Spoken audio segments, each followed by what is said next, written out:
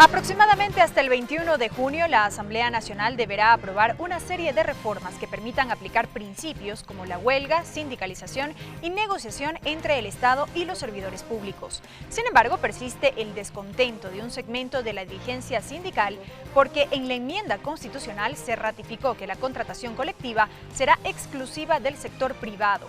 Este tema lo abordamos en nuestra siguiente entrevista. Fernando Ibarra, dirigente sindical, presidente del Parlamento Laboral Ecuatoriano.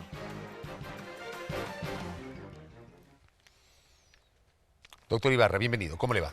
Muchas gracias, siempre un gusto poder compartir este espacio. ¿Van mismo a demandar ustedes la inconstitucionalidad del proyecto de enmiendas constitucionales en lo relativo a la contratación colectiva? Sí, es además un anuncio que no es nuevo.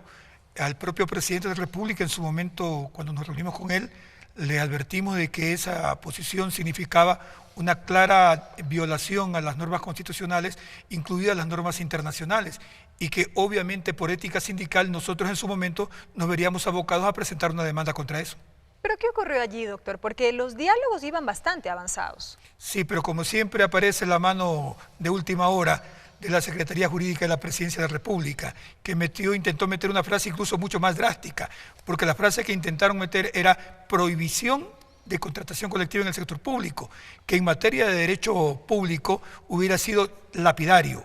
Lo que se puso de todas maneras sí deja abierta la posibilidad para que, si se cumple el compromiso del Presidente de la República y de la Asamblea Nacional de ratificar el convenio 151, se abra la posibilidad para otorgar derecho de negociación colectiva a los servidores públicos, que es una forma también que, aunque no derive en un documento llamado contrato colectivo, sin embargo puede, por ejemplo, derivar en un documento que se llame laudo arbitral, que igual será vinculante y obligatorio para las partes que se sometan a ese arbitraje. ¿Por qué se quiere insistir en el concepto de contratación colectiva en este momento cuando, digamos, hemos seguido nosotros desde el punto de vista periodístico varias de las conversaciones que ustedes han mantenido con el entonces ministro de Trabajo, Carlos Marx Carrasco, con la Comisión de Derechos de los Trabajadores a través de la subcomisión que se conformó para llevar adelante los diálogos?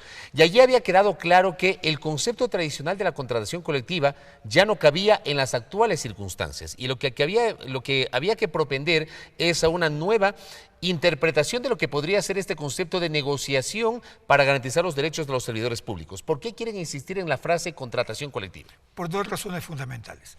La primera, porque si usted revisa el convenio 98 de la OIT, que es el que otorga el derecho de contratación colectiva a todos los trabajadores en el mundo de manera general, sin distingo alguno, se refiere al tema de la contratación colectiva. Y en segundo lugar, por un principio de ética sindical.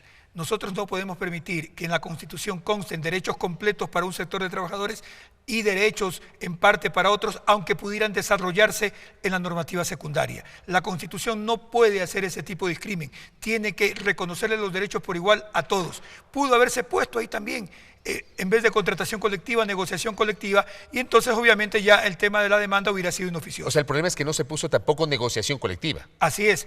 De hecho, inclusive, solamente en la transitoria se reconocen derechos individuales y colectivos para los trabajadores actuales amparados por el Código del Trabajo en el sector público. Pero lo que ha dicho el presidente de la República en un par de ocasiones es que no cabe hablar de la contratación colectiva en el sector público porque serían los servidores públicos contra el Estado. Y decía el presidente más o menos quién defiende al Estado, que no es el mismo escenario de una contratación colectiva en el sector privado, en donde claramente el sector patronal también tiene mecanismos jurídicos de defensa. Eso más o menos decía el presidente de la República.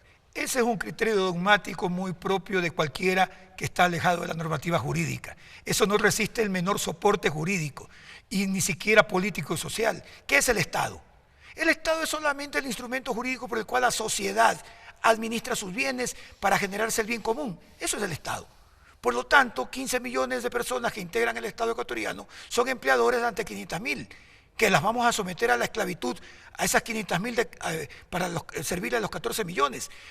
14 millones y medio van a decir, yo te digo dónde te sientas, qué comes, cuándo te paras, cómo te vistes, cuánto te pago, si sales o no sales de vacaciones. Estamos hablando de la esclavitud del Estado, de la gente a través del Estado en pleno siglo XXI.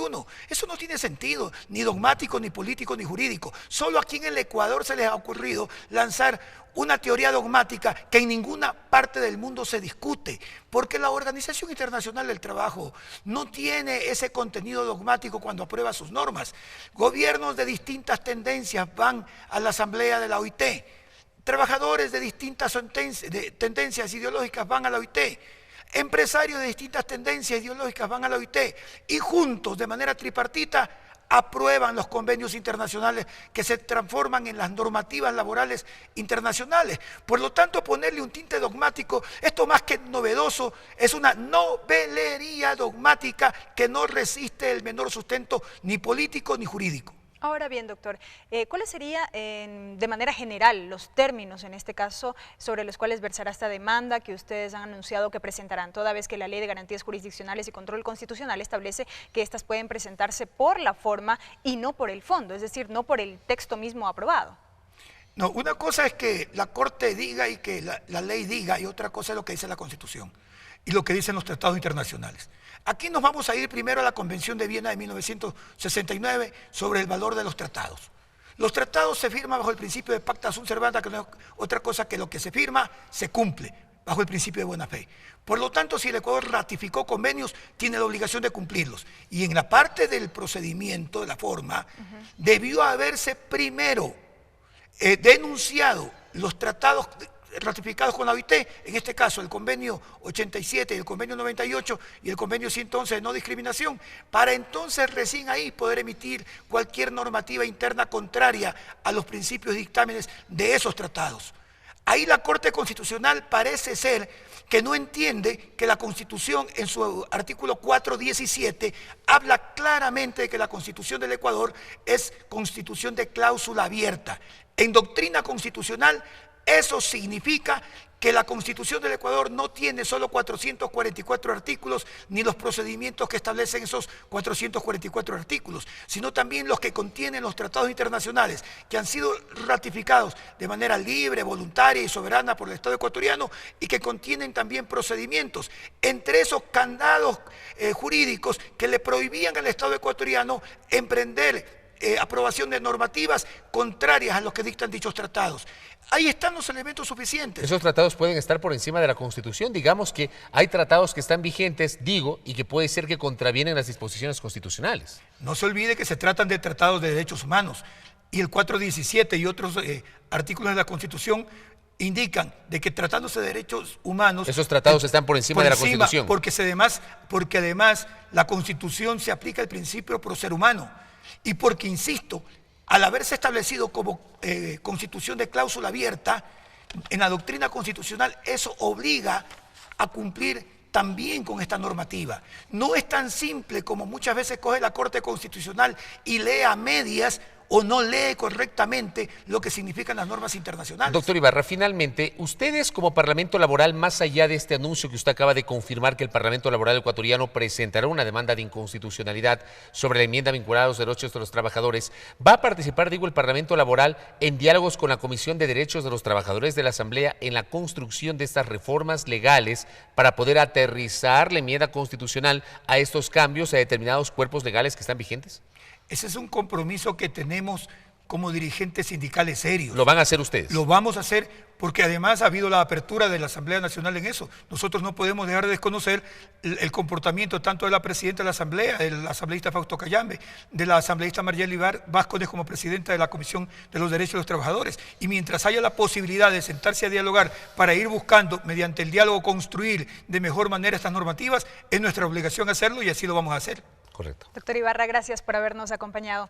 Ha sido Fernando Ibarra, presidente del Parlamento Laboral Ecuatoriano, hablando sobre las enmiendas constitucionales aprobadas, particularmente aquellas relacionadas con los derechos de los trabajadores, y respecto de lo cual se ha anunciado la presentación de una nueva demanda de inconstitucionalidad.